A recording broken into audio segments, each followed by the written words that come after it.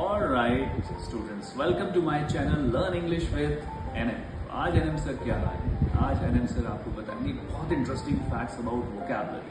आपको पता है वोकैबुलरी एक रॉ मटेरियल है हमारे लैंग्वेज के। जितने वर्ड्स हमें आएंगे उतनी आसानी से हम अपनी बात को कह सकते हैं। तो कितने वर्ड्स सीखें सर? तो सीखने के लिए स्टूडेंट्स रिसर्च कहती है कि एक अच्छे स्पीकर के पास कम से कम 10,000 वर्ड्स की वोकैबुलरी होनी चाहिए।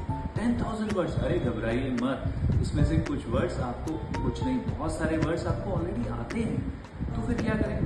फिर भी मैं आपको वो 10,000 वर्ड्स शेयर करूँगा। इसमें से 3,000 वर्ड्स का एक कंप्लीट लिस्ट मैं अपने चैनल में डाल रहा हूँ।